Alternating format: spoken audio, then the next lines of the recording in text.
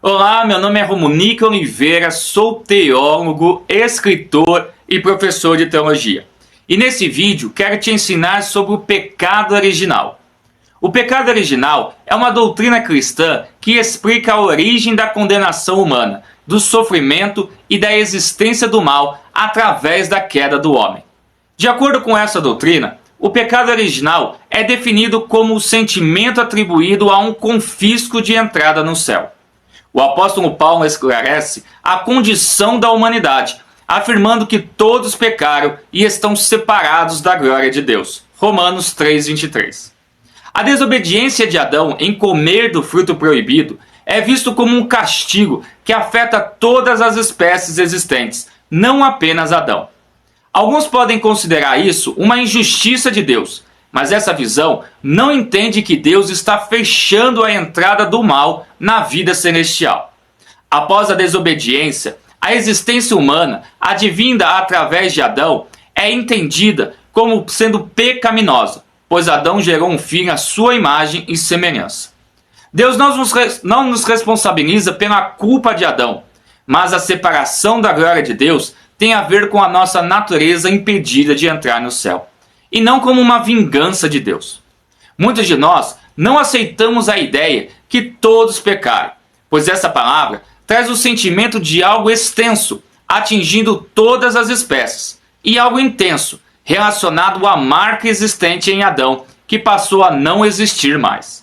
Estar destituído da glória de Deus traz o sentimento de estar em falha com o divino. Antes de entrar no alcance da graça divina, a humanidade falha, perde, ela deixa de obter a glória de Deus para a sua vida, que está relacionada à participação na segunda vinda de Jesus. O acusador. Aquele que pratica o pecado é do diabo, porque o diabo vem pecando desde o princípio. 1 João 3:8.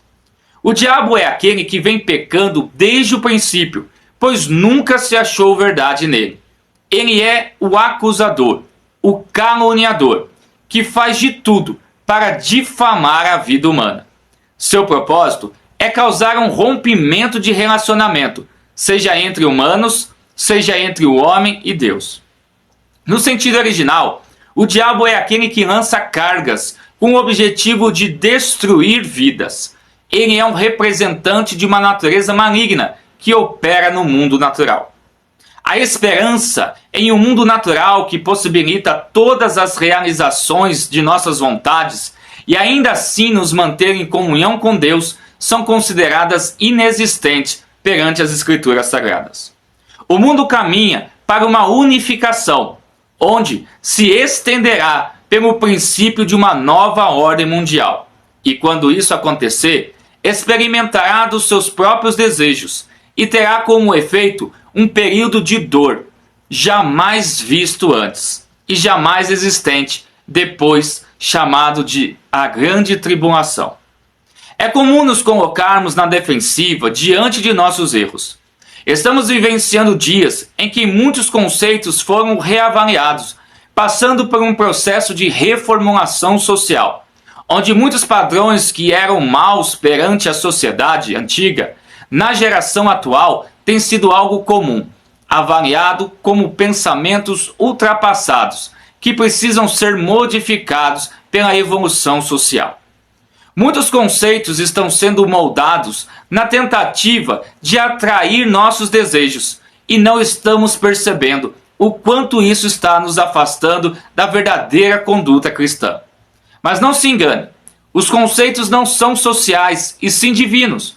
Os filhos de Deus sabem que seu Senhor é puro e não comungam com o profano. Deus ordenou.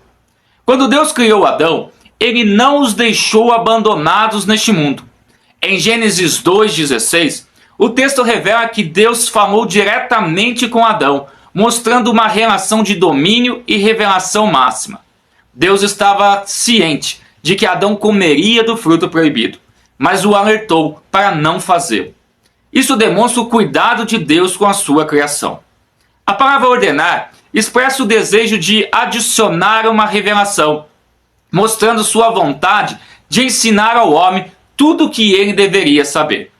Deus poderia ter colocado as informações diretamente no homem, ou enviado um ser angelical para ensiná-lo, mas ele preferiu conviver com sua criatura e não impor uma relação.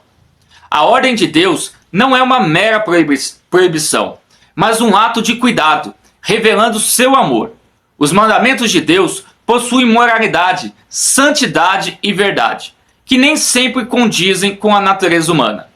Mesmo sendo leves e benéficos, temos dificuldades em segui-los, pois nossos padrões de liberdade são dominados pelo pecado. O texto contrasta a superioridade de Deus, o Criador, com a fraqueza e condição da criatura, o homem. Esse entendimento deve nos levar não a colocar nossa vontade contra a vontade santa de Deus, pois nele há salvação e não perdição. Coma livremente. De toda árvore do jardim comerás livremente. Gênesis 2,16. Deus disse a Adão para ele comer livremente. A expressão livremente está em contraste com a palavra não coma, que veremos o sentido posteriormente.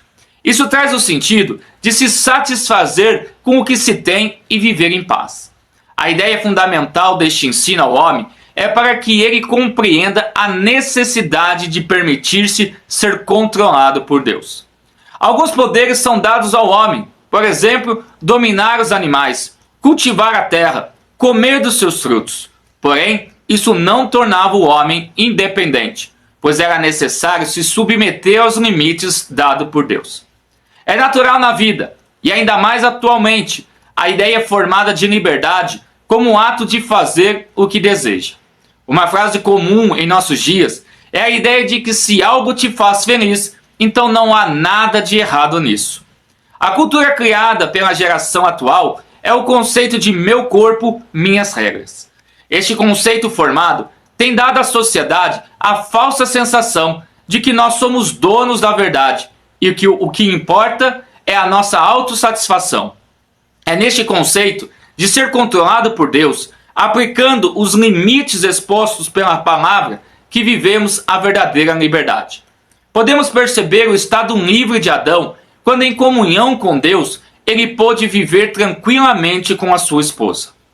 Eva, porém, ao querer exercer a sua vontade, se tornou participante da maior tragédia existente na humanidade.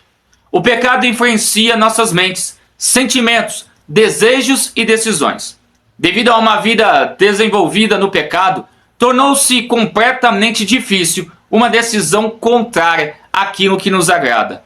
Assim, obedecer às ordens de Deus é fundamental para sermos livres.